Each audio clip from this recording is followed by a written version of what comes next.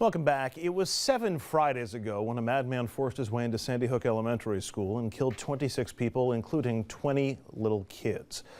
It was a moment that shocked the conscience of America, but since then, many smaller scale shootings have taken place across the country.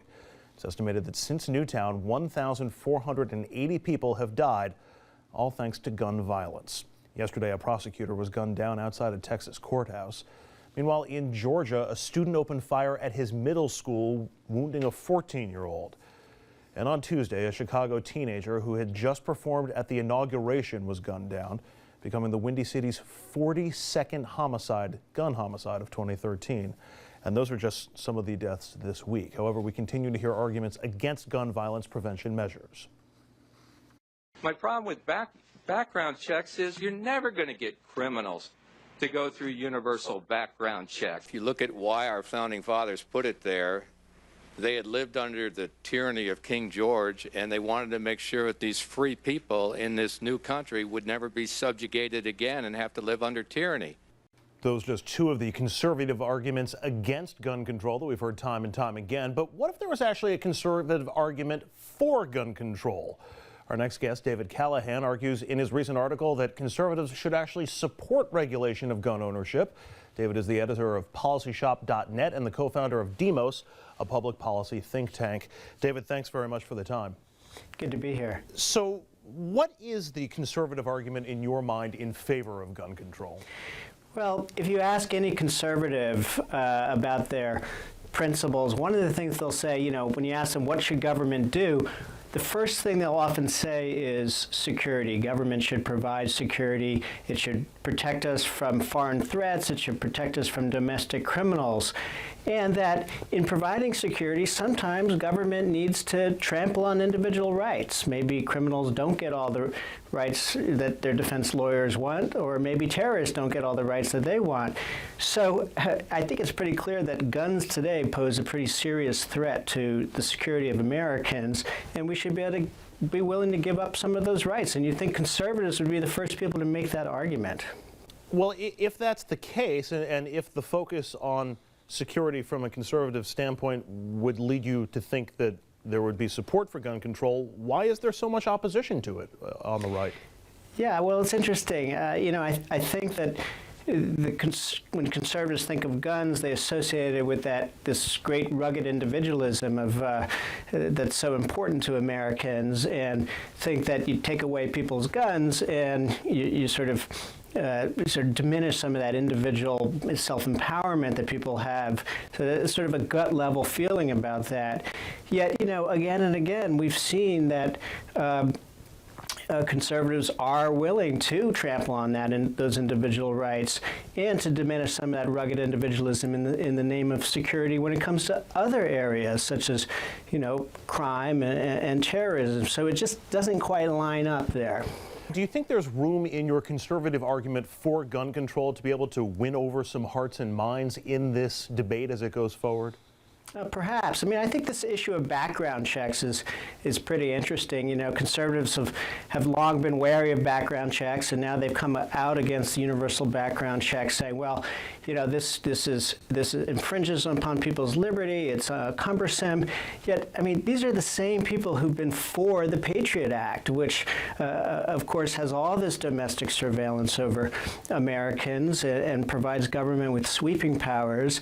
These are the same people who want voters to have to show ID at the polls. So you can't be consistent by asking people to show ID at the polls, but not asking them to have a background check before they buy a gun. You referenced Wayne LaPierre and the NRA's flip-flop on background checks. In the late 90s, they supported background checks. Today, they oppose it. Is it your sense that conservatives in this country are becoming more and more pro-gun or anti-gun control as time has gone on?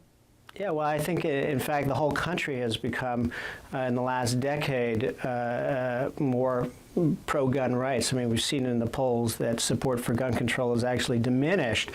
Maybe this recent mass killing will turn that around in a consistent way. But it's been interesting, you know, the NRA has gained 250,000 members in the last 6 weeks. It shows you that there's a very strong constituency out there for gun rights, and that's not surprising since there's 300 million guns in America and 40% of households have guns. David Callahan, thanks so much for joining us. And to check out more of David's articles, head over to policyshop.net. Good to be here. Thank you.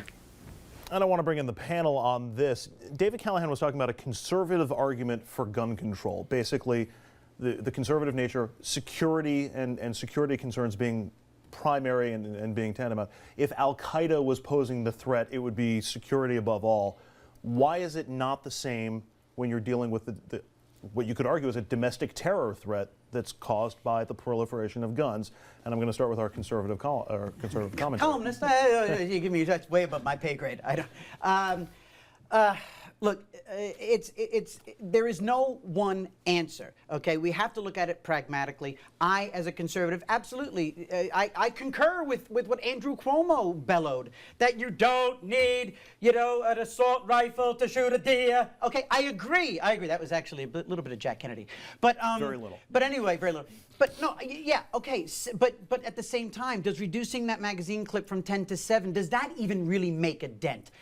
But three less dead people is actually 3 less. You know, but that's fine. Okay, but I get that.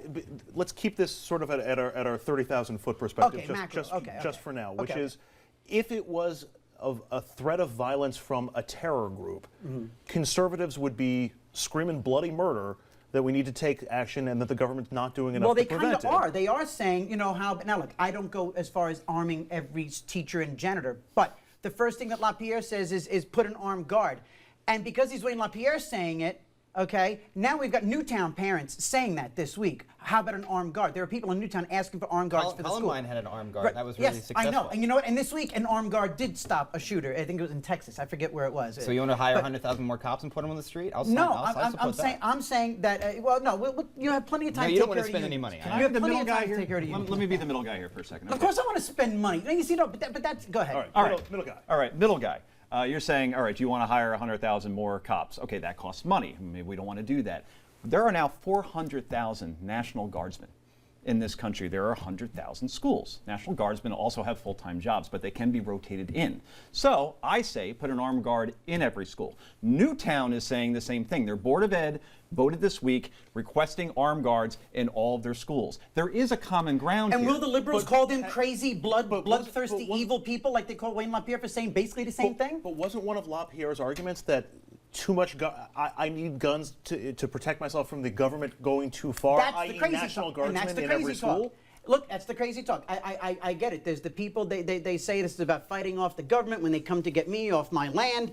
Look, if they're gonna do that, they're gonna come at you with tanks. You know, all your assault rifles. But I get it. But then again, slippery slope. You give a Democrat an inch, they're gonna want to take a yard. So you know, that's their way of thinking. So, but again, I said from the very beginning, and a lot of us did, everything has to be on the table. We owe those dead babies. I said it right here in that seat. Everything needs to be on the table. And the very first time that LaPierre opened his mouth, immediately Democrats took what he said off the table, vilified him, said he was crazy. So can I ask a question? Sure. Simple question. Quickly. Sure. You said everything has to be on the table. Yes. All right. This side will concede some things. What will conservatives concede? I'll concede that you don't need an automatic weapon or a semi-automatic weapon to go hunting. I concede that a 12-gauge... You know the NRA is not going to concede you asking me. Okay, and go ahead, all right, because I'm a street-level conservative. I'm not a political science anything, continue, okay? please. I'm willing to concede the fact that the universal sign of get out of my house is a shotgun racking, okay? So it's nobody's talking about taking away shotguns, not at the moment. That doesn't seem like much of a concession. What's that? That doesn't seem like much of a concession. It is a concession because I'm saying you can have the AK-47s. See, the problem with this argument, where's the mental health, by the way? Where is the mental health discussion Their you're supposed to definition hear? of an agreement is the left coming 70% their Where way. is the conversation? I'm wrong. 90%. Where is the conversation about mental health? Where is it? Where is the president started making serious dents into mental health? When are we going to start getting full disclosure on the mental health aspect of the? Well, how can he do mental health when you guys want to cut everything out of the budget? What are you talking talking about. It wasn't in. It wasn't. Conservatives. It wasn't in his proposals. News is coming up. We're all going to take a mental health break at this point. When we come back, what happened to the Maverick? John McCain used to be every Democrat's favorite Republican, and now, well, not so much. Where did the old McCain go? Did he change his name to McCormick? We'll be back after this.